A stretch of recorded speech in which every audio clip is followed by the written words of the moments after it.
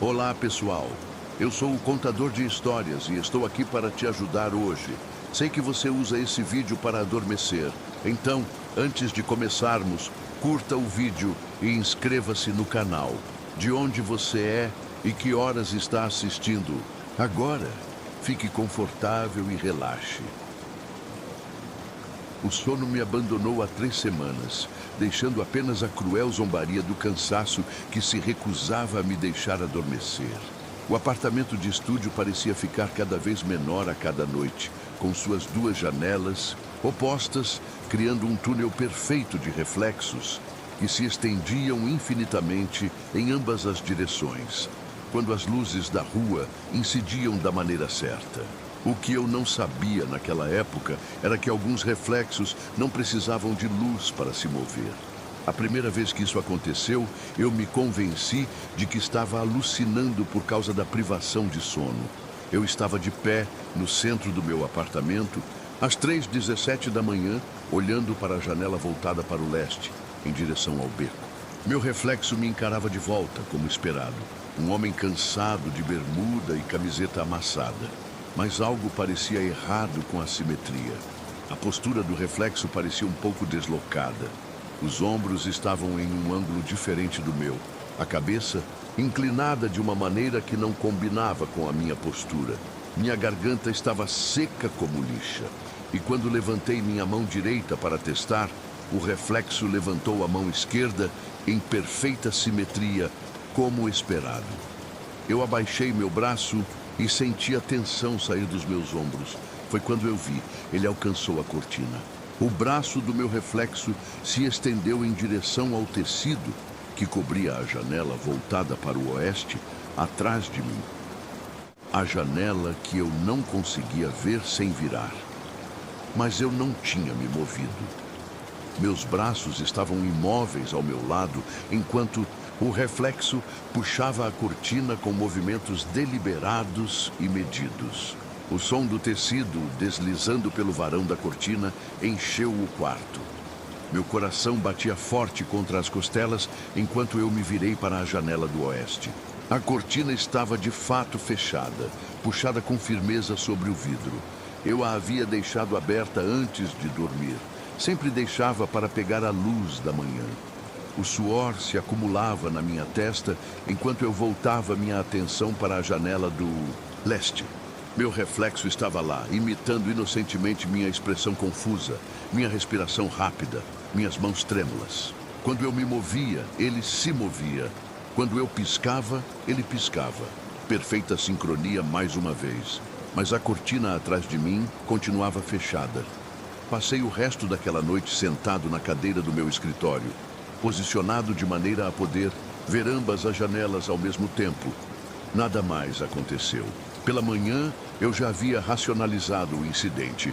O estresse do trabalho, muita cafeína, pouco sono. A cortina provavelmente havia sido puxada por uma corrente de ar do aquecedor. O reflexo tinha sido apenas um truque dos meus olhos cansados e da iluminação fraca. Eu abri a cortina do oeste e segui o meu dia. O segundo incidente ocorreu 5 noites depois.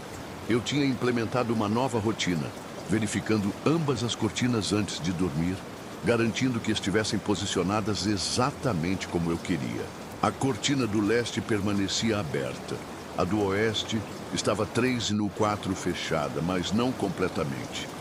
Eu até tirei uma foto com meu celular para documentar as posições. Às 2h43 da manhã, acordei com um som de móveis arrastando contra o chão de madeira. Minha lâmpada de cabeceira estava acesa quando eu adormeci. Uma nova precaução para eliminar sombras e truques da escuridão. Na suave luz amarela, vi que minha pequena mesa de jantar havia sido movida, aproximadamente 60 centímetros mais próxima da janela do oeste. As 2 cadeiras, que normalmente ficavam arrumadas sob a mesa, agora estavam posicionadas de forma a flanquear a mesa, com os assentos virados para fora, como se estivessem de guarda. Meu pulso disparou nos meus ouvidos enquanto eu me sentava, na cama, escaneando o apartamento em busca de sinais de um intruso. A porta da frente estava trancada, a corrente engatada, o ferrolho virado. As janelas estavam fechadas e trancadas. Ninguém mais tinha chaves para esse lugar. Olhei para a janela do leste e congelei. Meu reflexo estava sentado calmamente em uma das cadeiras reposicionadas, com as mãos sobre a mesa, me observando com uma expressão de interesse paciente. Eu ainda estava na cama, com os lençóis enrolados ao redor das minhas pernas, mas meu reflexo aparentemente decidiu se sentar e esperar. A parte racional da minha mente gritou explicações. Alucinação, colapso mental, envenenamento por monóxido de carbono. Mas meu corpo reagiu ao que via, não ao que a lógica exigia. A adrenalina inundou meu sistema. Minhas mãos tremeram tão violentamente que eu mal conseguia segurar os lençóis, e o suor encharcou minha camiseta, apesar da temperatura fria, forçando-me a me levantar e caminhar até a janela do leste. A cada passo, meu reflexo se levantou da cadeira e se moveu para me imitar. Quando cheguei ao vidro, ele estava de pé em perfeita sincronia mais uma vez, mas os móveis continuavam no lugar. Passei 20 minutos reposicionando a mesa e as cadeiras, verificando e revisando sua posição com a foto no meu celular. Tudo parecia normal. Quando terminei, meu reflexo se comportou normalmente. No entanto, o sono me escapou completamente naquela noite e todas as noites seguintes. Os incidentes aumentaram ao longo da semana seguinte. Os livros se reorganizavam nas estantes enquanto meu reflexo virava páginas. As portas dos armários da cozinha se abriam enquanto meu reflexo preparava refeições invisíveis. A torneira do banheiro se ligava enquanto meu reflexo escovava os dentes que eu não estava escovando. A cada vez que eu me virava para a janela do leste, encontrava essas mudanças no mundo real, enquanto meu reflexo retornava ao comportamento normal assim que eu olhava novamente. Meu apetite desapareceu. As olheiras se aprofundaram sob meus olhos. Colegas de trabalho começaram a perguntar se eu estava bem, com as vozes parecendo vir de muito longe. Eu dizia que estava bem, que só precisava recuperar o sono, mas suas expressões preocupadas sugeriam que minha aparência contava uma história diferente. O ponto de ruptura aconteceu numa noite de terça-feira. Instalei câmeras com sensores de movimento em cada canto do apartamento, pensando que finalmente conseguiria capturar a prova do que estava acontecendo. As imagens exibidas no meu laptop mostravam o espaço vazio em tempo real. Às 1h33 da manhã, vi meu reflexo começar a mover móveis na tela da câmera enquanto eu estava imóvel na minha cama. Mas isso não foi a pior parte. A tela da câmera, eu também me vi, o verdadeiro eu, movendo os móveis. Duas versões de mim estavam trabalhando, em perfeita coordenação. Uma real e outra refletida, reorganizando meu apartamento em um padrão cada vez mais complexo. Mesas bloqueavam passagens, cadeiras criavam barreiras, a estante tinha sido angulada para obstruir a rota até a porta da frente. E eu estava sentado imóvel na minha cama, assistindo tudo acontecer, sem sentir nenhum desses movimentos no meu próprio corpo. Meu peito se contraiu, como se estivesse envolto por faixas de aço, cada respiração se tornando um esforço consciente. O quarto girava, causando náuseas enquanto eu tentava conciliar o que as câmeras mostravam com o que eu estava experimentando. Ou as câmeras estavam mentindo, ou minha percepção da realidade tinha se quebrado completamente. Eu me forcei a olhar para a tela do laptop novamente, então olhei para a janela do leste. Meu reflexo estava lá, mas não em frente ao vidro. Estava a vários metros de distância, no centro do quarto reconfigurado, cercado pelo labirinto de móveis que havia e criado. Estava fazendo movimentos lentos e deliberados com a mão, apontando para diferentes móveis e depois para locais específicos ao redor da sala. Estava me mostrando algo, me ensinando algo. Com crescente horror, percebi o que ele queria. O reflexo estava me mostrando a solução para o quebra-cabeça que ele havia criado. Se eu fizesse esses movimentos exatos, levantando essa cadeira, movendo aquela mesa, reposicionando a estante de forma específica, eu poderia restaurar o quarto à sua configuração original. Mas apenas se eu executasse os movimentos na sequência exata que ele estava me mostrando. Meu reflexo transformou meu apartamento em um quebra-cabeça que exigia ações futuras para ser resolvido. Ações que eu ainda não havia tomado, mas que ele já estava demonstrando. As implicações congelaram meu sangue. Essa coisa, fosse o que fosse, existia à minha frente no tempo, realizando ações que eu eventualmente tomaria, mostrando-me movimentos que eu acabaria fazendo. Era meu eu do futuro, ou alguma entidade usando meu eu do futuro como um molde, manipulando meu presente, demonstrando minhas escolhas futuras. Fiquei congelado na cama, com medo de me mover, com medo de completar a sequência que ele estava me mostrando. O que aconteceria quando eu terminasse? O que ele me mostraria em seguida? Até onde ele poderia ver o futuro? Meu reflexo continuou. Sua demonstração paciente, repetindo a sequência vez após vez. Mova a cadeira aqui, deslize a mesa ali, angule a estante assim. Seus movimentos se tornaram mais insistentes, urgentes, como se o tempo estivesse se esgotando. A porta da frente estava bloqueada pelos móveis reposicionados. As janelas estavam trancadas e davam para uma queda do terceiro andar. Eu estava preso nesse quebra-cabeça até solucioná-lo, preso com um reflexo que existia no meu futuro, preso em um loop temporal de causa e efeito do qual eu não podia escapar. Minha respiração se tornou superficial e acelerada.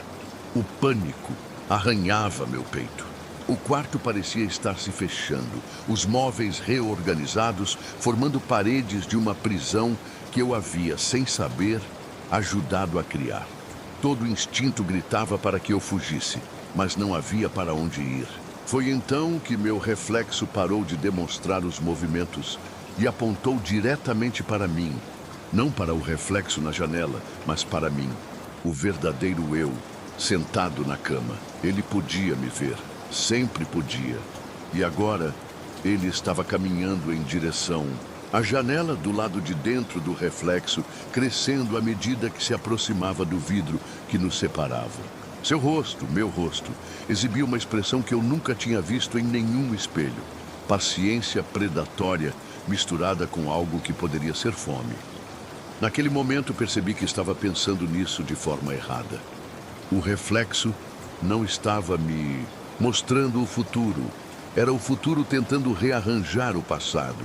Eu não estava vendo o que eu faria. Eu estava vendo o que eu já havia feito, a partir da perspectiva de alguém que ainda não tinha feito aquilo. O tempo não era linear nesse quarto. Passado e futuro existiam simultaneamente, refletidos infinitamente entre as duas janelas. E algo tinha aprendido a navegar nesses reflexos, a usá-los como caminhos entre momentos. Meu reflexo pressionou as palmas contra o vidro e se inclinou de tal forma que sua respiração deveria ter embaciado a superfície. Em vez disso, eu senti o ar quente em meu próprio rosto. Impossível, era aterrador. Agora você entende, ele disse, embora seus lábios não se movessem. As palavras se formaram diretamente na minha mente, com a minha própria voz. Você sempre entendeu. Você esteve movendo os móveis todas as noites, tentando criar o padrão, tentando voltar para onde tudo começou. A realização me atingiu como um impacto físico. As câmeras estavam dizendo a verdade. Eu havia movido os móveis enquanto dormia, talvez, ou em algum estado dissociativo que eu não conseguia lembrar. Meu reflexo não estava separado de mim. Era eu agindo fora da minha consciência, existindo nos espaços entre o sono e a vigília. Mas essa explicação não trouxe conforto. Pelo contrário, tornou a situação ainda pior, porque se meu reflexo era eu, O que isso fazia da coisa que estava agora pressionada contra o vidro, me observando com olhos famintos que não refletiam luz? Levantei-me lentamente da cama, minhas pernas trêmulas, mas funcionais. Meu reflexo, ou seja lá o que fosse, com meu rosto, sorriu e deu um passo para trás do vidro, apontando mais uma vez para o quebra-cabeça de móveis. Eu tinha duas escolhas: completar a sequência e descobrir o que viria em seguida, ou permanecer preso nesse labirinto temporal para sempre, preso entre o que eu já fiz, o que estou fazendo e o que farei. Minhas mãos se moveram sem decisão, consciente, alcançando a cadeira mais próxima. Quando eu a levantei, meu reflexo acenou com a cabeça, aprovando, e começou a me mostrar o próximo passo da sequência. Um a um, fui reposicionando cada móvel de acordo com sua demonstração. A cada movimento, o quarto parecia mais familiar, como se eu estivesse devolvendo-o a alguma configuração anterior, em vez de criando uma nova. O padrão parecia existir na minha memória muscular, conhecido pelo meu corpo, embora minha mente não conseguisse se lembrar de tê-lo aprendido. Quando coloquei a última peça, a pequena mesa de canto ao lado da janela do oeste, algo mudou na atmosfera do quarto. O ar se tornou mais espesso, carregado de energia potencial. Ambas as cortinas começaram a se mover, apesar de não haver nenhuma brisa, deslizando para revelar completamente as janelas. Meu reflexo havia desaparecido da janela do leste, mas agora eu podia vê-lo na janela do oeste, atrás de mim. Não atrás de mim, mas onde eu estava, momentos antes. Ele estava me mostrando o meu eu passado, assim como havia me mostrado o meu eu futuro. O apartamento havia se soltado no tempo. Todos os momentos existiam simultaneamente. Passado, presente e futuro colapsaram em um único instante, onde cada ação que eu já tomei ou tomarei se desenrolou em reflexões infinitas entre as janelas opostas. Finalmente, eu entendi o que o quebra-cabeça estava tentando realizar. Ao mover os móveis na sequência exata, eu criei uma ressonância temporal entre as duas janelas. O passado e o futuro agora estavam perfeitamente alinhados e eu existia no ponto focal onde eles se encontravam. Meu reflexo, todos os meus reflexos, se viraram para me olhar, com expressões de satisfação. Eles estavam esperando por este momento, o momento em que eu finalmente entenderia meu lugar no padrão. Eu era tanto o solucionador quanto o quebra-cabeça, o observador e o observado, o eu do passado aprendendo a sequência e o eu do futuro ensinando-a. Caminhei até o exato centro do quarto, equidistante das duas janelas, e finalmente me vi claramente. Reflexões infinitas se estendiam em ambas as direções, cada uma ligeiramente diferente, cada uma representando um momento diferente no loop que eu havia criado. O terror se transformou em outra coisa. Não paz exatamente, mas uma espécie de entendimento resignado. Eu estava preso, mas também estava livre. Livre para existir em todos os momentos simultaneamente. Livre da progressão linear do tempo que antes parecia tão limitante. Meu reflexo sorriu e começou a rearranjar os móveis mais uma vez, preparando-se para a próxima pessoa que se mudaria para esse apartamento. Alguém que ficaria entre essas janelas e se perguntaria por que seu reflexo parecia ligeiramente fora de lugar. O padrão continuaria. Tinha que continuar. Afinal, alguém precisava ensinar a sequência. O mármore sob meus pés parecia errado, quente demais para um novembro, muito vivo para uma pedra que havia estado ali por mais de um século. Eu deveria ter voltado assim que pisei na ponte Evangelene.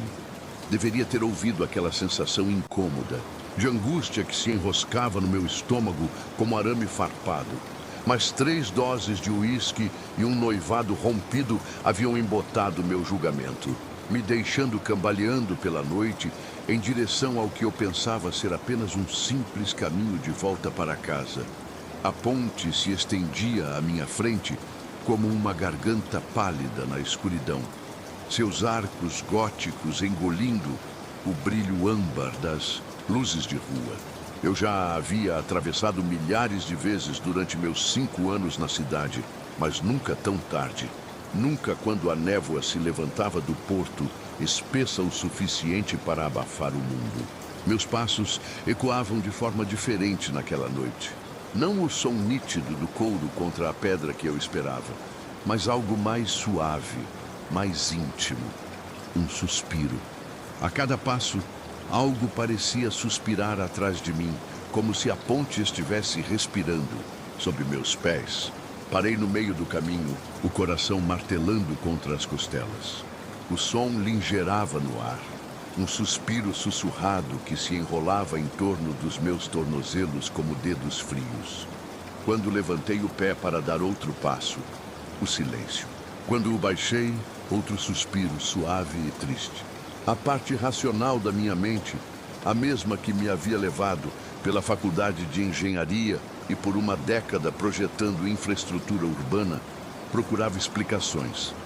O vento através do trabalho ornamentado da ponte, truques acústicos causados pela névoa, o álcool brincando com minha percepção. Mas meu corpo sabia melhor. Cada nervo gritou que algo estava fundamentalmente errado.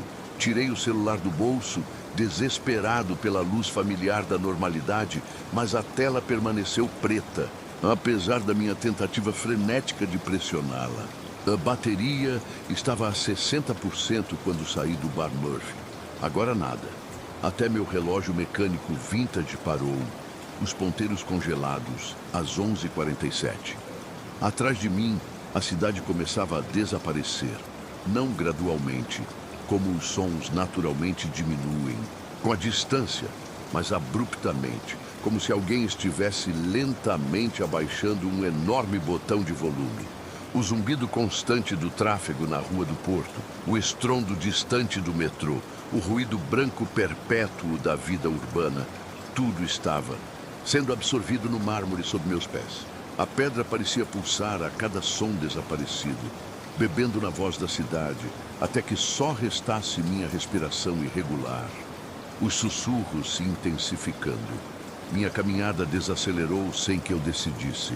Cada passo exigia pensamento deliberado, como se a ponte estivesse me ensinando um ritmo que eu nunca havia aprendido. Quando tentei andar mais rápido, para retomar o passo confiante que sempre me guiou por aquela travessia, algo me impediu. Não fisicamente, não havia uma mão no meu ombro, nem uma barreira no meu caminho, mas a sensação de errado se intensificou. Uma pressão se acumulando no meu peito, como um momento antes de um trovão. A névoa espessou, reduzindo minha visão a poucos metros em qualquer direção. Os postes de luz, que normalmente iluminavam o caminho da ponte, pareciam mais fracos agora, sua luz mal penetrando o manto cinza.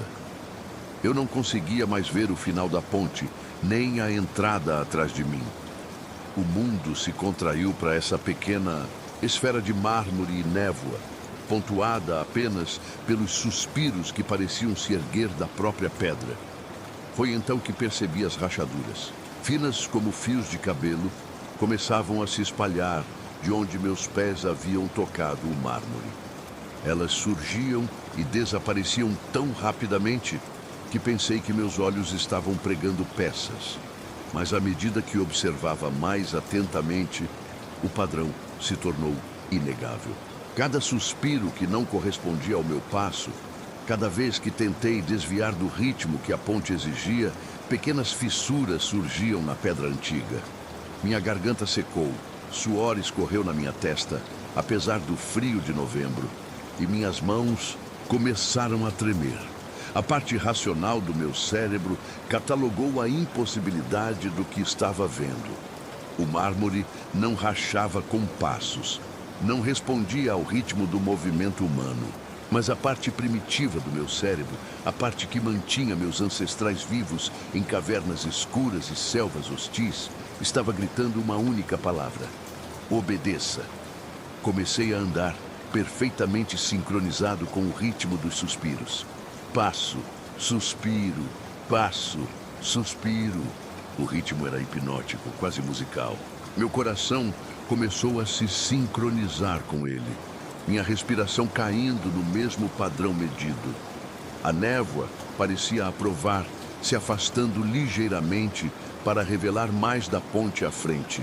Mas a aprovação não trouxe conforto, apenas a crescente certeza de que eu não estava mais no controle dos meus próprios movimentos. À medida que continuei a atravessar a ponte, fragmentos de memória começaram a surgir. Histórias que eu ouvira, mas nunca dei atenção. A ponte Evangelene foi construída em 1887, financiada por um industrialista rico chamado Harrison Blackwood, após a morte de sua filha.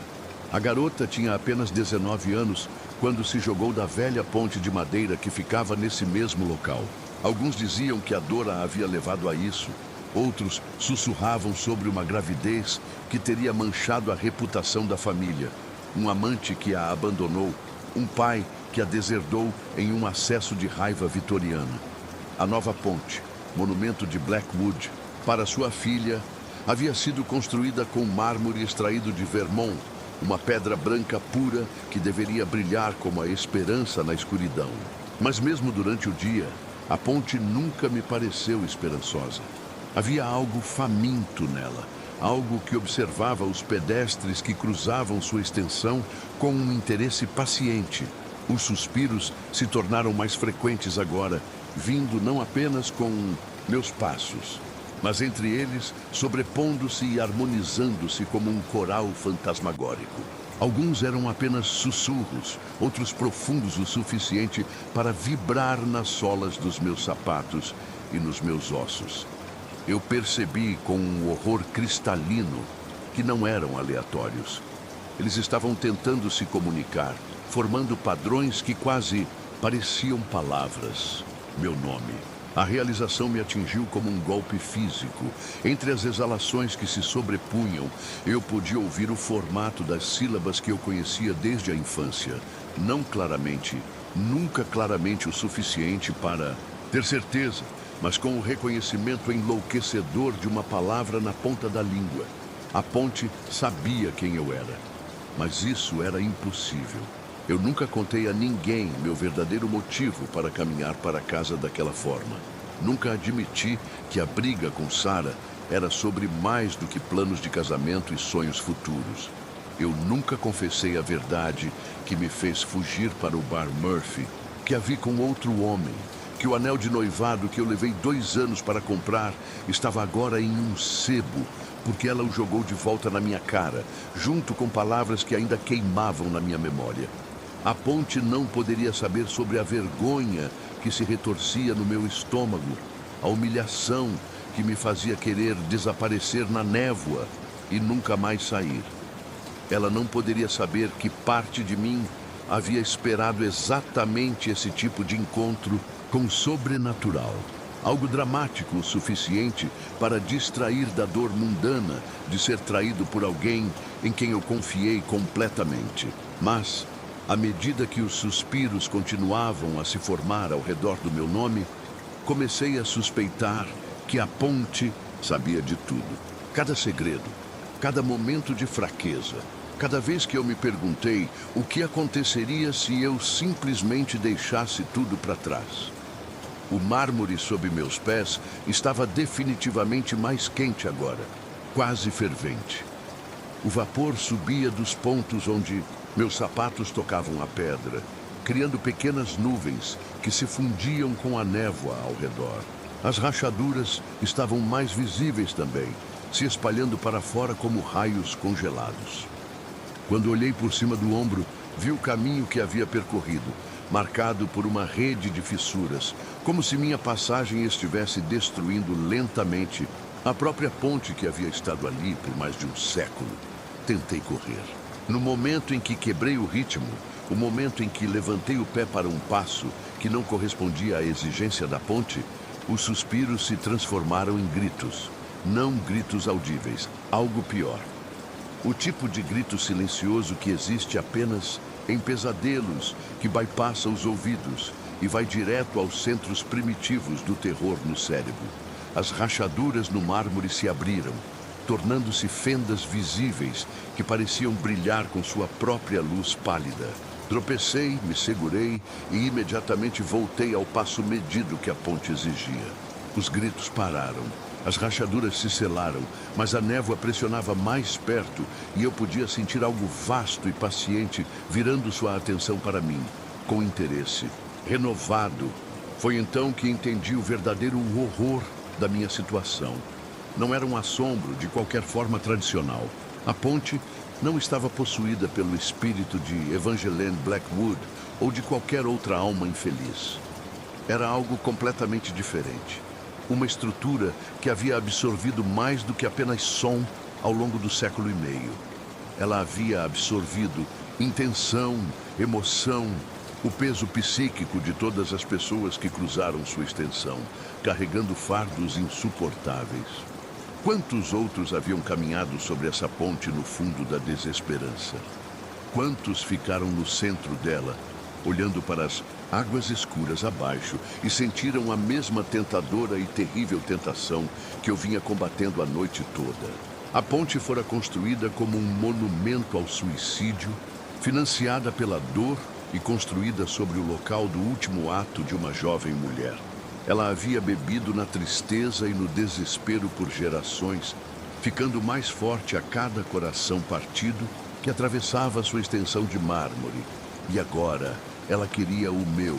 Os suspiros se sincronizaram completamente com o meu batimento cardíaco, criando um ritmo que parecia bypassar minha mente consciente e falar diretamente com algo mais profundo. Minhas pernas se moveram sem minha permissão, me levando em direção ao centro da ponte, onde a névoa estava mais espessa, e o mármore parecia pulsar com sua própria luz interna. Parte de mim queria resistir, correr para trás, gritar, mas uma parte maior sussurrava que era exatamente ali que eu deveria estar. Eu vinha caminhando para este momento muito antes de Sarah me trair, muito antes do noivado terminar, muito antes de eu saber da existência dessa ponte.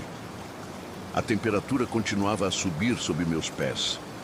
O mármore estava quente o suficiente para que eu sentisse isso através dos sapatos. Quente o suficiente para que cada passo enviasse tentáculos de vapor que se enrolavam ao redor dos meus tornozelos. Os suspiros haviam se tornado uma conversa constante, sussurrada em uma língua que quase entendia. Eles falavam de solidão e traição, de amor transformado em cinzas e sonhos dilacerados em pó. Eles falavam da paz que aguardava no fundo das águas escuras, do silêncio que vem após o último suspiro. Mas também falavam de algo mais, uma escolha que eu não esperava. Quando cheguei no que eu achava que era o centro da ponte, a névoa se afastou, não completamente, mas o suficiente para revelar o corrimão ornamentado que separava a passarela da longa queda até o porto abaixo. O metal estava finamente trabalhado, decorado com rosas de ferro e vinhas espinhosas que pareciam se contorcer sob a luz suave das lâmpadas. Eu sabia o que eu tinha que fazer. Cada fibra do meu ser se recusava a aceitar isso, mas a ponte estava me oferecendo uma escolha. Não para mim, mas para eles, as almas presas em algum outro lugar, entre as camadas da realidade, aquelas que haviam sido consumidas pela ponte ao longo dos séculos. A ponte não queria a minha alma, ela queria a de alguém que estava lá, perdido, a ponto de ser substituído por uma nova alma. Enquanto eu tocava o corrimão, a ponte já estava decidida, esperando para ver se eu tomaria a decisão certa. Eu deveria tomar o lugar de alguém, ou o ciclo continuaria para sempre. A ponte sempre esperando por mais uma alma para cruzar e ser consumida pela eternidade. A primeira coisa que você percebe sobre a chuva impossível é como ela soa silenciosa. Eu havia subido até o ponto mais alto das antigas colinas de Valparaíso naquela noite, seguindo o que os relatórios meteorológicos chamaram de uma leve anomalia atmosférica. Como meteorologista, Já tinha visto minha parte de padrões climáticos estranhos, mas nada me preparou para a tempestade que começou exatamente à 00:47. Uma tempestade que reescreveria tudo o que eu pensava, saber sobre as leis da física e a fragilidade da sanidade humana. As nuvens se reuniram com uma precisão sobrenatural, formando padrões geométricos que doíam ao olhar diretamente para elas. Relâmpagos piscavam sem trovões, lançando as casas coloniais abaixo em uma luz prata que piscava. Então, a chuva começou, e meu mundo se inclinou para o pesadelo. A primeira gota caiu na minha palma esticada, com um som cristalino. Não o suave pingo de água, mas o estalo agudo de vidro quebrando. Retirei a mão rapidamente, esperando ver sangue, mas em vez disso, encontrei um pequeno pedaço de vidro, não maior que a cabeça de um alfinete, perfeitamente claro e impossivelmente afiado. Dentro da superfície facetada, algo se movia. Meu próprio rosto me encarava. Não era um simples reflexo, o que teria sido estranho o suficiente. Esse era meu rosto em movimento, meus olhos piscando em padrões rápidos e deliberados. 3 piscadas rápidas, 3 lentas, 3 rápidas novamente, como um SOS em código Morse, repetido com urgência desesperada. A pequena boca se movia em silêncio, como se estivesse gritando. Meu coração martelou contra minhas costelas, enquanto mais gotas caíam ao meu redor, cada uma delas batendo nas pedras da rua com o mesmo som cristalino. Centenas de fragmentos de vidro se espalharam pela estreita rua, e em cada um deles, meu reflexo piscava sua mensagem frenética. O padrão variava, às vezes longo, curto, longo, às vezes rápidas explosões de staccato, mas sempre com aquela qualidade desesperada de alguém se afogando em silêncio. A parte racional da minha mente, a parte treinada na ciência meteorológica, procurava explicações. Alucinações causadas pela altitude e exaustão, algum tipo de ilusão óptica causada pela pressão atmosférica incomum, histeria em massa. Embora eu estivesse sozinho naquele topo de montanha, com a cidade adormecida, abaixo de mim como um manto de estrelas morrendo. Mas a racionalidade se despedaçou à medida que a tempestade se intensificava. A chuva de vidro caiu mais forte agora, cobrindo a rua em um campo cintilante de fragmentos de vidro e minhas próprias expressões aterrorizadas. Cada pedaço de vidro capturava a pouca luz que restava e a devolvia em padrões de código Morse que se tornavam mais complexos, mais urgentes. Ajoelhei cuidadosamente entre os fragmentos. Meus joelhos trêmulos, não apenas pelo ar frio da montanha, mas por algo mais profundo, um medo primal que se arranhava na base do meu crânio. De perto, os rostos eram mais detalhados do que qualquer reflexo deveria ser. Eu podia ver o estúpido crescimento de cerdas na minha bochecha, a pequena cicatriz acima da minha sobrancelha esquerda de um acidente na infância, até o modo como minhas pupilas se dilatavam com medo em tempo real. Mas eles não estavam exatamente certos.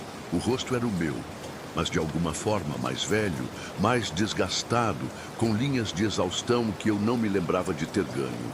Os olhos continham um conhecimento que eu não possuía.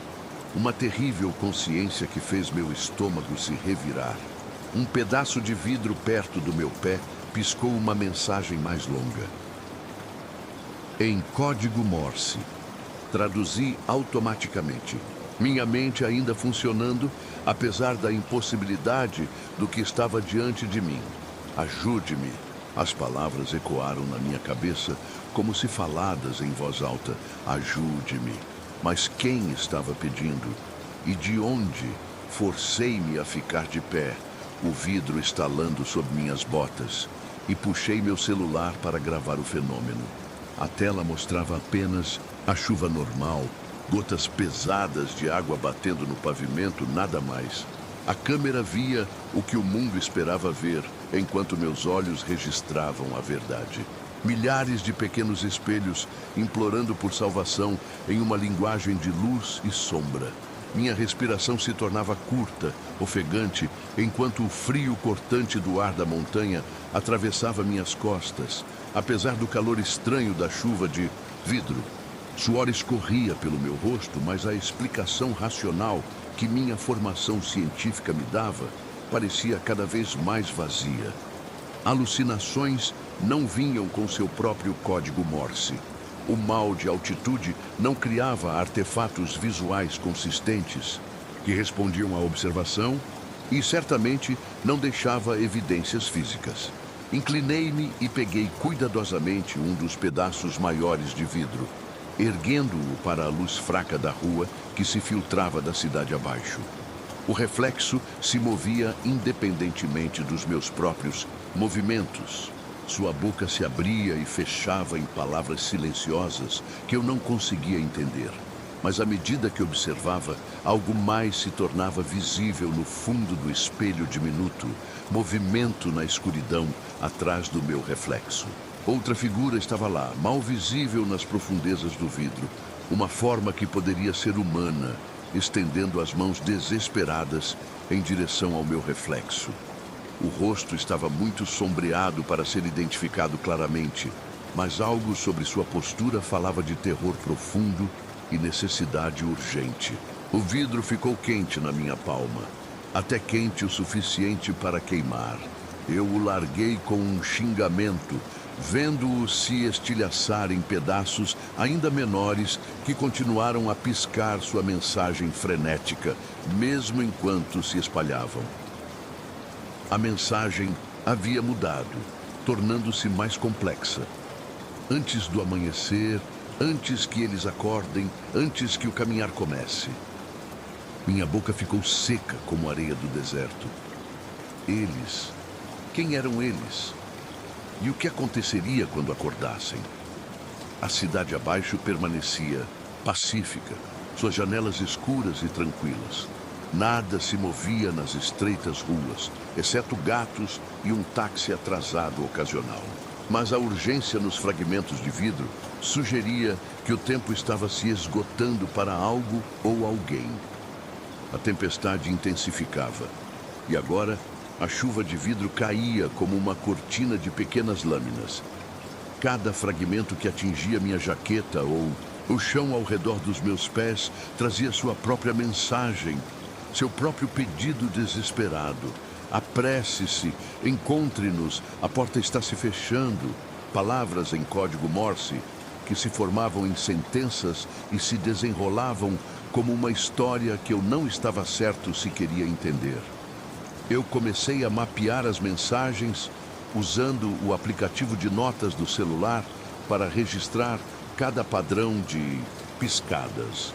Os fragmentos pareciam responder à minha atenção, seus sinais se tornando mais claros à medida que eu me concentrava neles.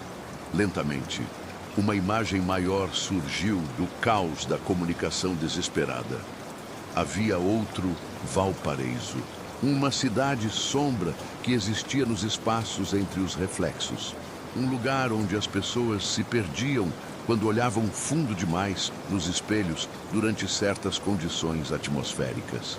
A chuva de vidro era a tentativa deles de se comunicar com o mundo desperto, enviar mensagens pelo único meio que poderia atravessar a barreira entre as realidades. E eles estavam ficando sem tempo. O reflexo havia sido específico. Antes do amanhecer, antes que a cidade acordasse, antes que as pessoas começassem sua rotina diária e atravessassem esse campo de mensagens desesperadas, destruindo-o com sua ignorância inocente. Eu tinha que fazer isso agora. Eu continuei a mapear as mensagens com minha mente correndo, tentando entender o que elas significavam. O tempo estava se esgotando e eu sabia que não podia falhar. Cada pedaço de vidro piscando nas minhas mãos parecia cada vez mais uma ligação direta com algo além, algo que eu não podia mais ignorar. As palavras na poeira de cinzas estavam me mostrando o caminho, coordenadas e locais pela cidade onde a barreira entre as realidades era mais fina. Lugares onde os perdidos podiam, talvez, cruzar de volta, se alguém do lado de cá os ajudasse. Mas para fazer isso, eu precisava agir rapidamente. Era uma questão de tempo, e tudo o que eu tinha para fazer era seguir os sinais que os fragmentos de vidro estavam me dando.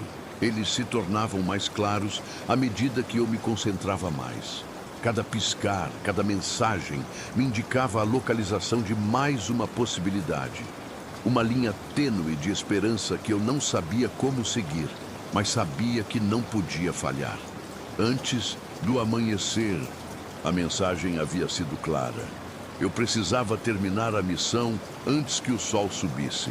Caso contrário, algo terrível aconteceria. O reflexo nas partículas de vidro estava se tornando mais agitado, seus gestos mais enfáticos.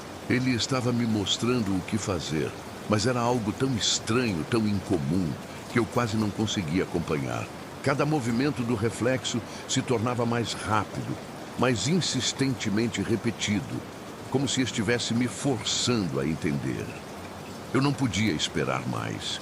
O medo e a ansiedade começaram a se misturar em meu corpo, os músculos tensos, o coração acelerado. Como seria se eu falhasse? O que aconteceria com aquelas almas presas se eu não completasse o ciclo a tempo?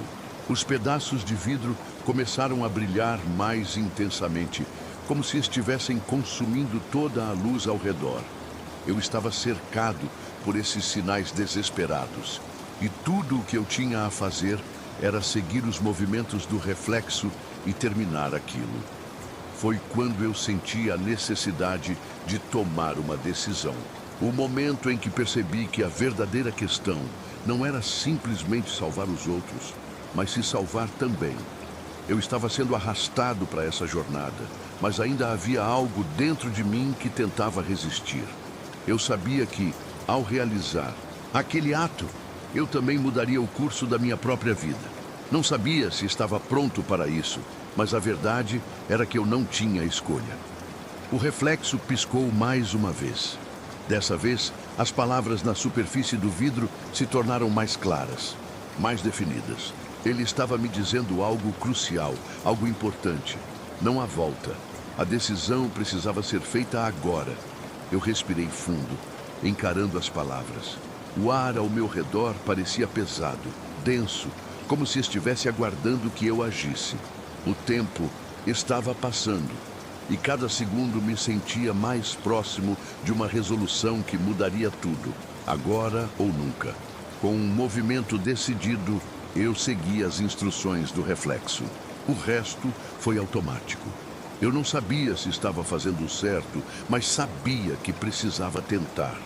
Algo em mim sabia que, se eu não fizesse o que fosse necessário, todas aquelas almas, tudo o que eu estava vendo, tudo isso desapareceriam na névoa. Eu precisava continuar. A tempestade de vidro aumentava, mas eu estava mais consciente, mais focado.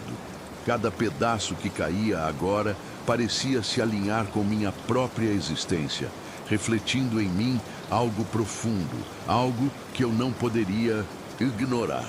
Cada fragmento de vidro em minhas mãos não era mais só um pedaço de algo quebrado. Eles eram pontes, eram caminhos, eram chaves. Eu estava indo além, para onde nenhum ser humano deveria ir, para o limiar entre o que é e o que poderia ser.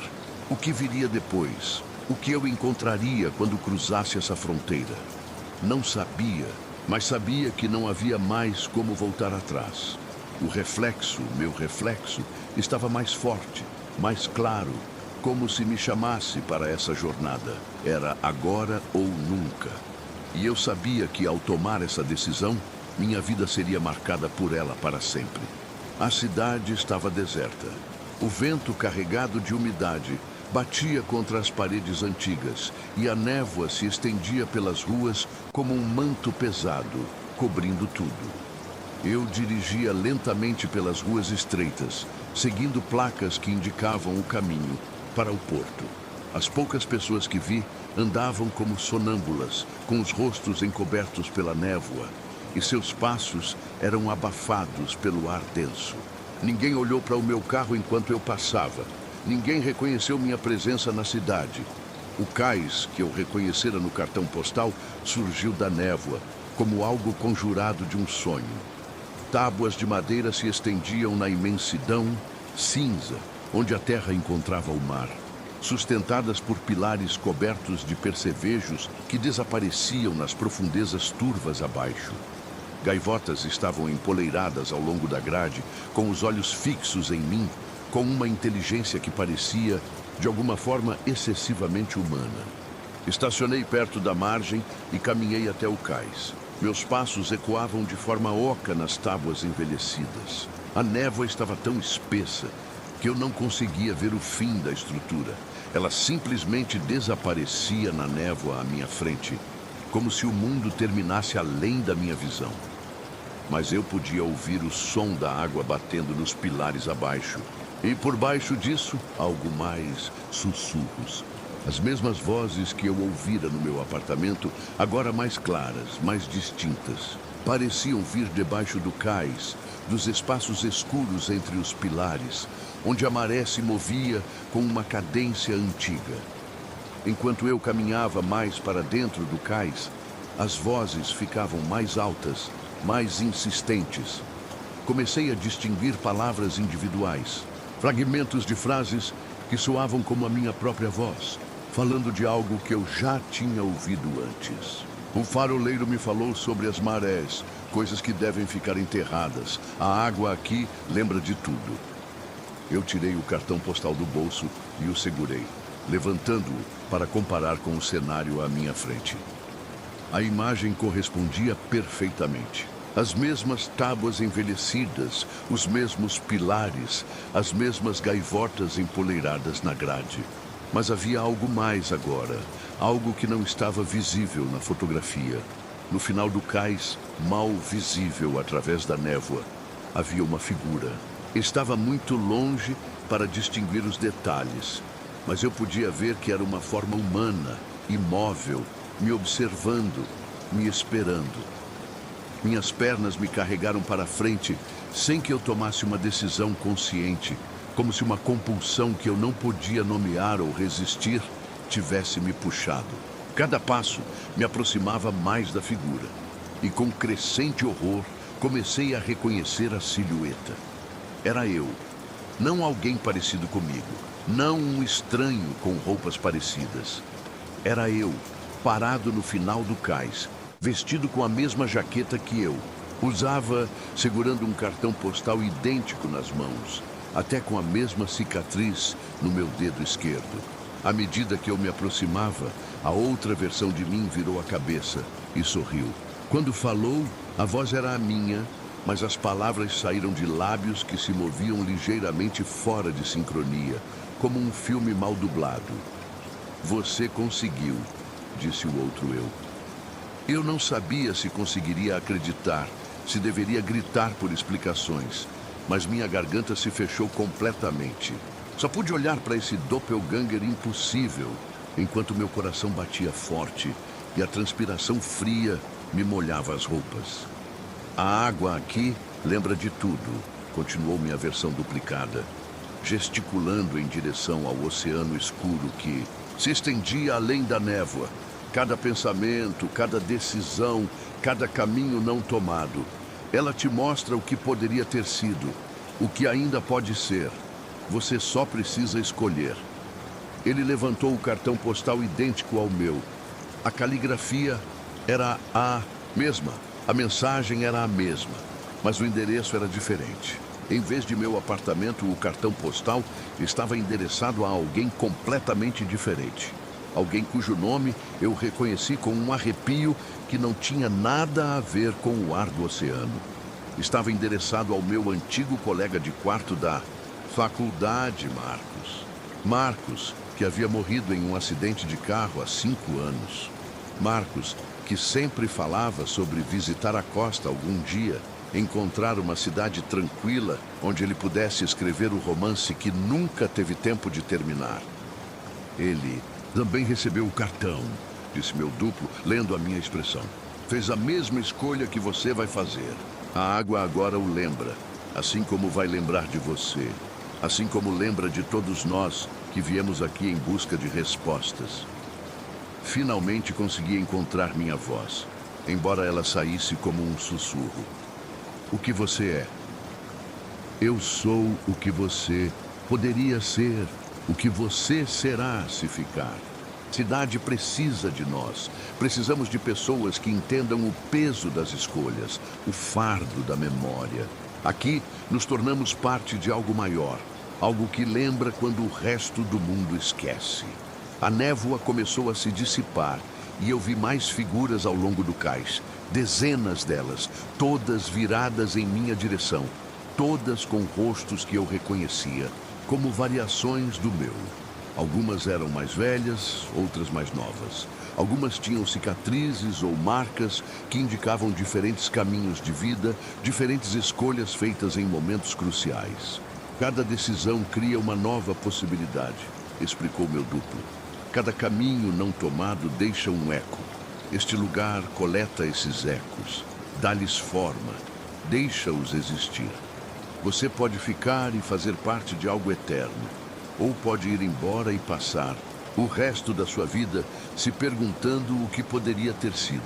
Olhei para o cartão postal nas minhas mãos trêmulas. A tinta parecia pulsar com vida própria, e eu podia jurar que estava ficando mais quente contra minha palma. Atrás de mim, o coro de sussurros tinha se transformado em uma sinfonia das minhas próprias vozes, falando de centenas de linhas do tempo diferentes, contando histórias de vidas que eu nunca vivi e escolhas que eu nunca fiz.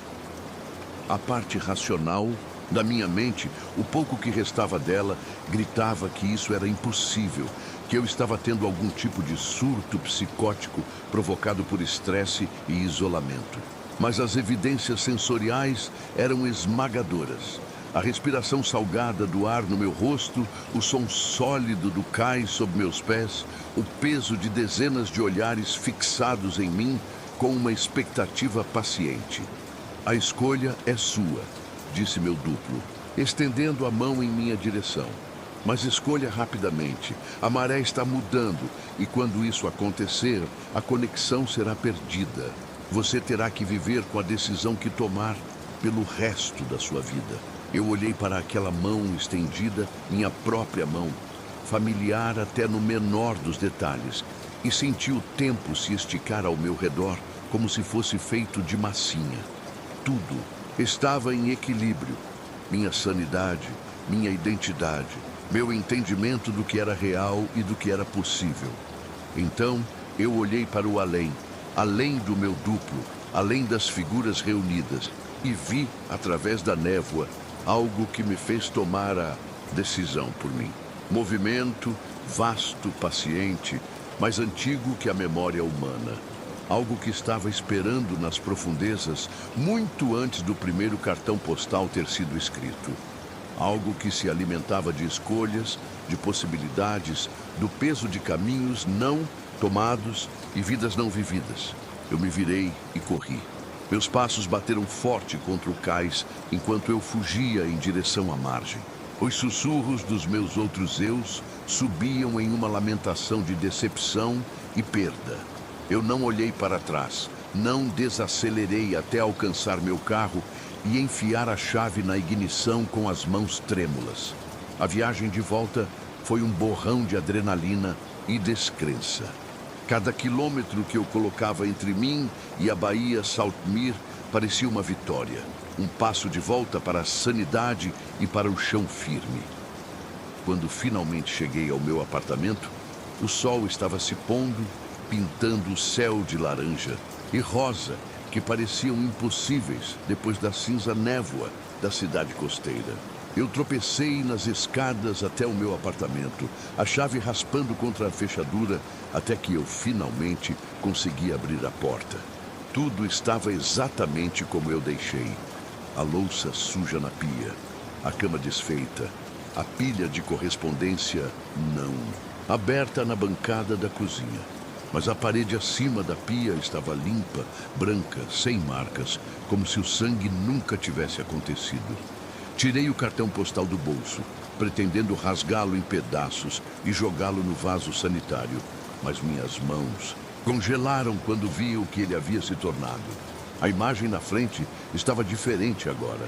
Em vez do cais envelhecido e do oceano cinza, mostrava o prédio do meu apartamento, fotografado da rua abaixo. E no verso, escrito com uma caligrafia quase, mas não exatamente, a minha, estava: estou tendo o tempo mais incrível aqui. A cidade lembra de tudo, assim como a água. Amanhã vou explorar os lugares que nunca estive, conhecer as pessoas que nunca conheci. Mal posso esperar para te mostrar o que vou encontrar. O concreto aqui também guarda ecos. Vejo você em breve. O você que ficou. Olhei para a parede da cozinha e lá, tão fraco que tive que apertar os olhos para ver, estava o começo de uma nova rachadura. Esta, no entanto, era diferente. Em vez de descer como a água, ela subia, alcançando o teto como uma videira buscando luz. E de dentro daquela fissura minúscula, eu podia jurar ouvir o som distante de tráfego, de passos na calçada, de uma cidade que existia em algum lugar além da barreira fina da minha parede. O cartão postal escorregou dos meus dedos, caindo no chão. E eu percebi com certeza fria que minha escolha não tinha sido o fim de algo. Era o começo. Há silêncio nas ruínas, não estava vazio. Estava esperando. Eu deveria ter confiado naquele primeiro instinto, aquele que fez minha pele se arrepiar no momento em que passei pelo arco quebrado do antigo mosteiro. Mas a curiosidade sempre foi minha fraqueza, e a promessa das ruínas espanholas inexploradas do século XIV foi tentadora demais para resistir. Os moradores da vila vizinha haviam se mostrado relutantes em dar direções. Suas faces gastas escureceram quando mencionei o velho mosteiro de San Miguel de las Sombras. Falaram em tom sussurrado sobre o lugar ser amaldiçoado, sobre como o tempo lá se distorce de maneira errada. Mas eu dispus esses medos como folclore, coisas inventadas para afastar os turistas de um local potencialmente perigoso. Como eu queria ter escutado. O sol da tarde já estava baixo quando cheguei, lançando longas sombras que pareciam alcançar demais sobre as pedras quebradas. O mosteiro estava erguido em um penhasco rochoso, com uma vista para o vale que se estendia até o horizonte, um testemunho de séculos de isolamento. As paredes massivas ainda estavam de pé, embora partes tivessem desabado, deixando lacunas como dentes faltando em um crânio antigo. As vinhas espinhosas haviam tomado boa parte da estrutura, suas folhas escuras farfalhando no vento que eu não sentia em minha pele. Minhas pegadas ecoaram estranhamente enquanto caminhava pelo que deveria ser o pátio principal. O som ricocheteava das paredes em intervalos estranhos, criando a impressão desconcertante de que alguém mais estava andando com um pequeno atraso, fora de sintonia com meus movimentos. Parei várias vezes, ouvindo, mas não ouvi nada além da minha própria respiração ofegante e o distante grito de um pássaro que soava quase humano. O chapelão dominava a extremidade do pátio. Seu telhado já tinha desabado, mas suas paredes estavam intactas, com santos de pedra, observando de alcovas seus rostos suavizados pelo vento e chuva de séculos. Suas expressões eram indecifráveis, mas ao mesmo tempo acusadoras. Eu sentia os olhos deles me seguindo enquanto explorava, documentando o local com minha câmera, anotando detalhes arquitetônicos que poderiam ajudar a datar a construção mais precisamente. Foi ao examinar os capitéis esculpidos das colunas que percebi algo estranho com as sombras. Elas caíam em ângulos que não correspondiam à posição do sol e pareciam mudar quando eu não olhava diretamente para elas. Um truque de luz, eu disse a mim mesmo, embora minhas mãos já começassem a tremer ligeiramente enquanto escrevia. O poço ficava no centro do pátio. Era uma estrutura circular de pedra, com cerca de 1,20 de altura e uma grade de ferro cobrindo a abertura. As ervas cresciam através da estrutura metálica e a ferrugem se desprendia quando eu tocava. Examinei o mecanismo. A corrente que uma vez segurava o balde havia se corroído, deixando apenas alguns elos presos a um sistema de polia que rangia ameaçadoramente no vento. Acendi minha lanterna e a joguei para dentro, esperando ver água ou detritos no fundo. Em vez disso, o feixe revelou paredes de pedra lisas, descendo para a escuridão, mais profundas do que parecia possível. O poço estava seco, com o fundo perdido nas sombras que minha luz não conseguia penetrar. Foi então que vi o reflexo. Ele me olhou de volta da escuridão abaixo, perfeitamente nítido, apesar da ausência de qualquer superfície refletora. A imagem era inconfundivelmente minha. O mesmo rosto envelhecido, a mesma expressão preocupada, a mesma camisa caqui e jaqueta de couro surrado. Mas havia algo errado com o tempo. Quando movi minha mão para ajustar os óculos, o reflexo fez o mesmo gesto, mas com vários segundos de atraso, como se a imagem estivesse lutando para se atualizar com a realidade. Meu coração começou a bater forte contra as costelas como um animal preso. Afastei-me do poço, mas o reflexo não se moveu. Continuou ali, à beira, ainda olhando para baixo, ainda realizando meus movimentos com aquele distúrbio temporal. O suor escorreu pela minha testa, apesar do ar frio, e minha boca ficou seca, enquanto observava meu duplo finalmente espelhar meu movimento de recuar, muito depois de eu já ter me afastado. Tentei racionalizar o que estava vendo. Talvez fosse uma ilusão óptica causada pelo ângulo da luz ou algum tipo de efeito estranho de eco criado pelas paredes de pedra. Mas, mesmo enquanto formava essas explicações, sabia que eram inadequadas. O reflexo havia sido claro demais, detalhado demais, sincronizado demais, apesar de seu deslocamento temporal. À medida que me afastava do poço, a sensação de desconexão ficou mais intensa. Eu sabia que não deveria estar vendo aquilo, que algo estava muito errado. O reflexo continuava imóvel, olhando para baixo, exatamente como eu. Mas então, ele fez algo que me paralisou. Quando dei outro passo para trás, meu reflexo levantou a cabeça. Seus olhos se fixaram nos meus. E o que vi neles não foi apenas o reflexo do meu medo, mas uma expressão de algo muito mais profundo. Algo que sabia mais sobre mim do que eu mesmo sabia. A luz da lanterna tremeluziu e a sensação de ser observado se intensificou. A respiração ficou difícil e por um instante pensei que poderia estar vendo um reflexo de algo que não fazia parte deste mundo. Tentei me afastar, mas a força que me puxava para o poço era irresistível. Cada passo em direção à saída da estrutura parecia ser anulado por uma força invisível que me atraía de volta. O som das minhas botas sobre as pedras ecoava, mas o som parecia deslocado, como se não fosse realmente meu. O poço chamava de volta, como se ele fosse a última coisa que eu deveria ver. Eu me forcei a dar outro passo para trás, afastando-me mais ainda do reflexo que me observava com aqueles olhos penetrantes. No momento em que fiz o movimento, vi meu reflexo fazer exatamente o mesmo. Mas algo ainda estava errado. Era como se ele estivesse me imitando, mas com um atraso estranho. E quando ele sorriu, o sorriso não foi o meu. O sorriso do meu reflexo estava distorcido.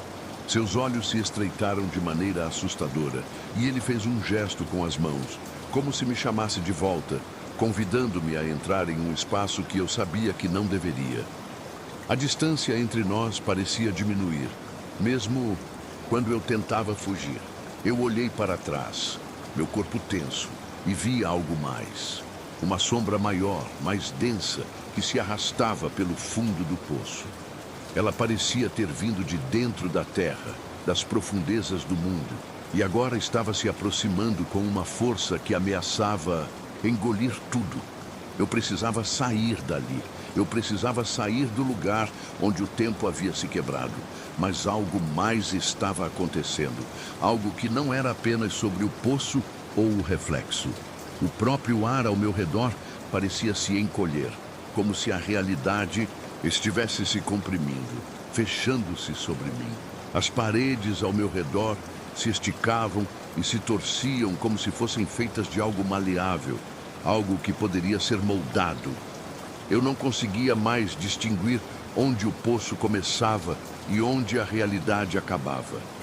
A sensação de estar preso, de ser puxado para um lugar que não existia mais, tornou-se esmagadora. Foi quando eu ouvi o som de algo respirando. Não era apenas um som normal, mas o som de uma criatura que se alimenta do ar. Eu não sabia o que era, mas sabia que estava chegando. A respiração não era minha, e quando olhei para o poço, vi que o reflexo havia desaparecido. No seu lugar, o vazio tomou forma. O som ficou mais alto. O ar estava mais espesso e as paredes de pedra se distorceram mais uma vez. Agora não havia mais escapatória. Eu estava preso em um ciclo sem fim. E a sensação de que algo ou alguém tinha se apoderado de minha existência era inescapável. A última coisa que vi antes de tudo se tornar cinza e embaçado foi uma figura que se ergueu do fundo do poço. Não era humana, nem era completamente invisível. Era um contorno distorcido, uma presença que se formava a partir do próprio espaço ao meu redor. Seus olhos eram vazios, mas de alguma forma refletiam todos os meus medos. Ela estava me esperando. Senti a pressão no meu peito aumentar. O ar parecia cada vez mais denso, como se a própria atmosfera estivesse me restringindo, apertando cada respiração. Eu queria gritar, mas minha voz não saía. Tudo o que eu conseguia fazer era sentir o peso da presença. Aquela figura, algo que eu não podia explicar, se aproximava lentamente, movendo-se com uma suavidade que contrastava com a tensão no ar. A sensação de ser observado nunca foi tão forte. Ela sabia o que eu estava sentindo, sabia o que eu temia. Eu não estava mais sozinho. O vazio que antes era apenas uma sensação, agora tomava forma e se tornava real, à medida que aquela entidade se aproximava de mim. Eu queria sair, mas minhas pernas estavam presas, incapazes de se mover, como se o próprio chão tivesse se tornado parte do meu corpo. O tempo parecia se dilatar, cada segundo se arrastando como uma eternidade. O que deveria ser uma fuga tornou-se uma armadilha. E à medida que eu olhava para a figura que se formava diante de mim, uma sensação de inevitabilidade tomou conta de mim. Algo em meu interior sabia que esse encontro não era apenas uma coincidência. O que quer que fosse aquilo, estava ali para um propósito, e eu era parte desse propósito, embora ainda não soubesse qual. A sombra se aproximou ainda mais, até que a sensação de pressão foi quase insuportável. Eu estava cercado e, de repente, a figura diante de mim fez um movimento. Não era um movimento comum, mas sim uma movimentação silenciosa e fluida, como se o próprio espaço ao redor dela estivesse se distorcendo. Quando a figura estendeu a mão, o movimento foi tão natural que parecia parte do próprio ar, uma extensão do que estava ao meu redor. Eu fiquei parado, sem saber o que fazer, os olhos fixos na mão que se estendia para mim, como se me convidasse a dar um passo à frente, a aceitar o que fosse oferecido. Foi nesse momento que percebi o que estava acontecendo. Eu já não estava mais naquele lugar. As coisas ao meu redor não eram mais físicas, eram apenas projeções de algo maior. O chão, a figura, tudo estava se tornando uma ilusão, uma representação de uma escolha que eu tinha que fazer. Eu podia sentir a escolha sendo feita em cada respiração que eu tomava. Eu queria resistir, mas algo dentro de mim dizia que a resistência era inútil. Eu já tinha feito a escolha e tudo o que restava era enfrentá-la. No fundo, uma parte, De mim sabia que esse momento, essa experiência, era uma oportunidade. Algo que me levaria além daquilo que eu era agora.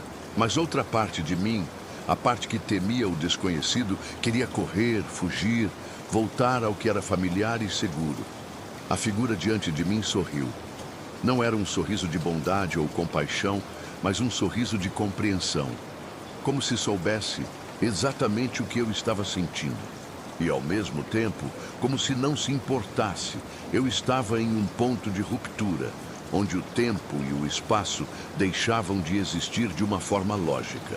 Eu estava prestes a atravessar para algo novo, algo além da minha compreensão. A decisão, que antes parecia impossível, agora estava sendo tomada por mim, sem que eu tivesse de realmente escolher.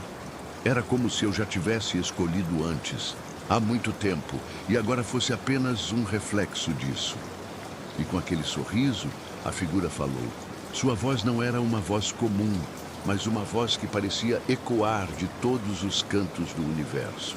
Era como se ela estivesse falando para mim, mas também para todos que já passaram por aquele momento antes de mim. Você já sabia que chegaria aqui. Todos nós sabemos. E agora, você só precisa decidir. O que você se tornará depende de como você encara a escolha diante de você. Eu queria perguntar o que ela significava com aquelas palavras. Mas ao invés disso, um silêncio profundo tomou conta de tudo. Não havia mais som, a não ser o som da minha própria respiração e o batimento acelerado do meu coração. O ar parecia mais espesso, mais pesado, e o ambiente, que antes era sombrio e denso, agora se expandia de forma inexplicável. Olhei ao meu redor, tentando encontrar algo que me ancorasse à realidade, mas o que vi era apenas uma névoa espessa, um vazio sem fim, onde nada se destacava. Não havia chão, não havia paredes, só uma sensação de estar flutuando, perdido em um espaço onde a realidade parecia se curvar e se distorcer. Eu tentei dar um passo à frente, mas meus pés não tocavam mais o solo.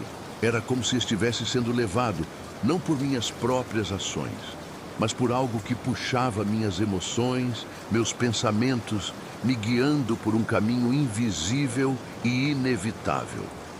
O sorriso da figura à minha frente nunca se desvaneceu. Era um sorriso enigmático, como se ela soubesse de algo que eu não sabia, algo que me escapava, mas que eu começava a perceber à medida que a experiência se desdobrava. Cada palavra dela, cada gesto, parecia carregar um peso muito maior do que eu era capaz de compreender. Este é o momento, a figura disse, sua voz ecoando em minha mente. O momento em que a linha entre o que é e o que poderia ter sido se dissolve. O que você escolher agora não será apenas uma decisão, será uma transformação. O que você deixar para trás será esquecido, mas o que você escolher será eterno. Aquelas palavras se gravaram em minha mente como uma marca. Eu sentia como se estivesse à beira de algo grandioso, mas ao mesmo tempo algo que me aterrorizava profundamente. Como alguém que olha para o abismo e sente a gravidade puxando seus pés, mas ao mesmo tempo sabe que é impossível resistir ao que está por vir. Eu olhei para a figura novamente.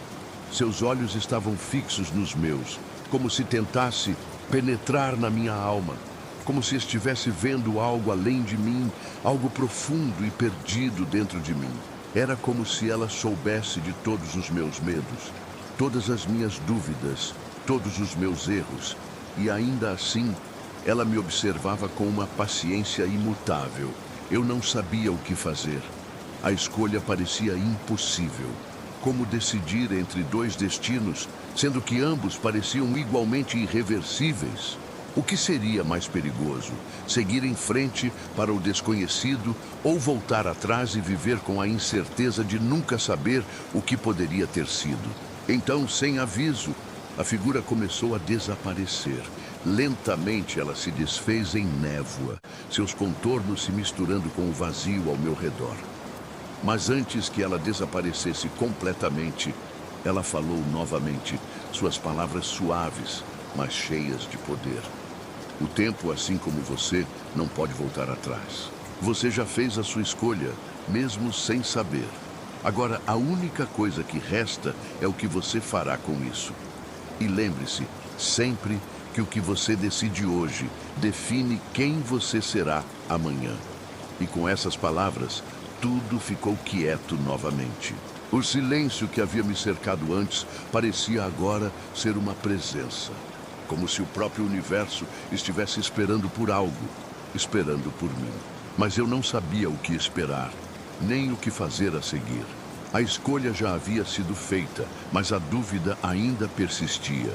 Eu estava sozinho e, ao mesmo tempo, mais perdido do que nunca. O silêncio se estendeu, pesado, como se o próprio tempo tivesse se suspendido por um momento. Eu sabia que algo tinha mudado, mas não sabia o quê. Minha mente estava repleta de pensamentos conflitantes, cada um puxando em direções opostas. A decisão já havia sido tomada, mas minha alma ainda procurava algo, algum sinal, alguma explicação que fizesse sentido. A névoa ao meu redor começou a se dissipar lentamente, e eu vi, pela primeira vez, o que parecia ser um caminho à frente. Um caminho que se estendia por entre as sombras, mas que ao mesmo tempo estava iluminado de maneira peculiar, como se uma luz suave emanasse do fundo do espaço vazio. Eu sabia que não poderia voltar. O que quer que eu tivesse deixado para trás já não era mais meu. Eu comecei a caminhar e cada passo parecia ecoar em um vazio profundo, como se o próprio mundo ao meu redor estivesse se estreitando, se tornando cada vez mais pequeno. As imagens que antes eram nítidas começaram a desvanecer. As formas se tornavam distorcidas, como se eu estivesse flutuando entre realidades diferentes. Cada respiração parecia me afastar ainda mais de tudo o que eu conhecia. O caminho à minha frente continuava a se estender sem fim à vista. Eu andava sem pensar, movido por uma força que eu não compreendia, mas que parecia ser a única coisa que me mantinha de pé, me guiando por uma trilha invisível. Minhas mãos estavam tremendo, mas o medo havia se transformado em algo mais profundo, algo que não conseguia identificar. De repente, o chão sob meus pés começou a ceder. Não de uma forma física, mas de uma maneira que desestabilizou minha mente. O chão desapareceu, mas não caí.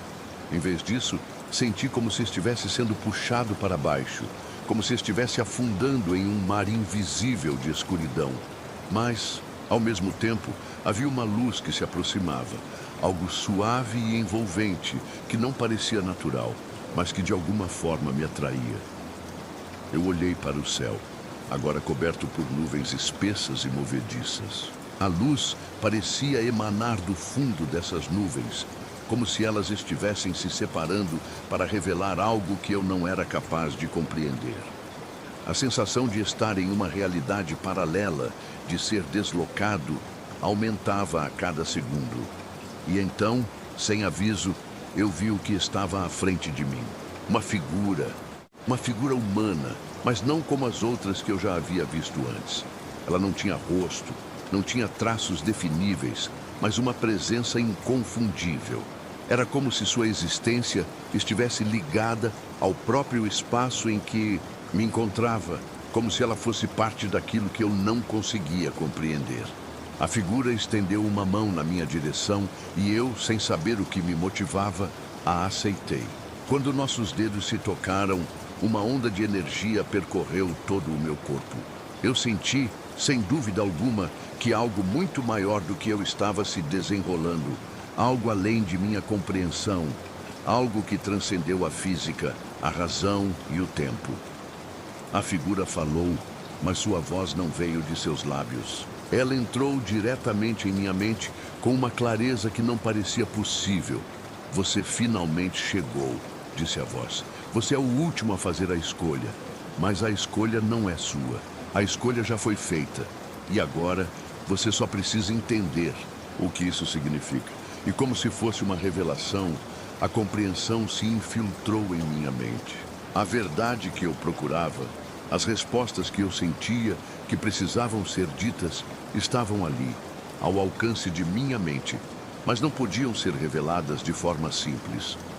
O que quer que tivesse sido decidido, era muito mais do que eu podia imaginar. Eu não sabia mais se estava acordado ou sonhando, se eu estava vivendo ou apenas sendo guiado por forças que estavam além do meu controle.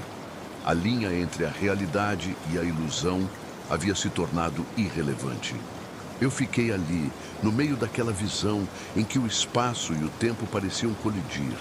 O olhar da figura não mais me tocando, mas agora sendo uma parte de mim. A realidade que eu conhecia havia se dissolvido. O céu, a terra, o ar, tudo se tornou uma única entidade, algo que eu não podia mais separar, algo que eu não podia mais entender. A figura começou a se desvanecer, mas não antes de me lançar uma última mensagem. A escolha nunca foi sua, ela é nossa agora, disse a voz, e a figura desapareceu na névoa, mas seu significado ficou, impregnado em minha mente como uma marca que eu sabia que nunca seria apagada. O vazio ao meu redor se expandiu e, de repente, fui puxado de volta à realidade, como se estivesse sendo puxado de volta para a superfície de um lago profundo, mas com um peso esmagador. Eu não sabia o que estava acontecendo, mas sentia que as respostas estavam mais distantes do que nunca. Uma sensação de perda me envolveu, como se algo tivesse sido arrancado de dentro de mim, deixando um vazio profundo e insustentável. A névoa se dissipou completamente, e à medida que minha visão se ajustava, percebi que estava novamente na beira do cais, exatamente no mesmo ponto onde tudo começou. O cenário estava irreconhecível, mas ao mesmo tempo, de alguma forma, familiar. Eu sabia onde estava, mas não sabia como. Aquela sensação de estar em uma realidade alternativa, de ter cruzado para algo além do meu entendimento, ainda me consumia. Olhei para o mar, para o horizonte, tentando entender o que estava acontecendo, o que significava tudo aquilo. As vozes voltaram. Elas não eram mais murmúrios indistintos, mas palavras nítidas e claras, vindas das profundezas. Elas me chamavam pelo nome, não o meu nome, mas o nome de algo que eu já fui, algo que eu tinha sido antes. Eu percebi, finalmente, que não havia mais escapatória. Eu não poderia fugir dessa nova realidade. As decisões já tinham sido feitas. O que restava era aceitar o que me aguardava ou ser consumido pelo vazio que me cercava. Foi nesse momento que a figura apareceu novamente, não em carne, mas na forma de um reflexo no mar. Eu olhei para a água e vi, refletido nela, o meu próprio rosto, mas não era eu. Era outra versão de mim, uma versão que havia feito as escolhas que eu não havia feito. Uma versão que estava em paz enquanto eu estava perdido.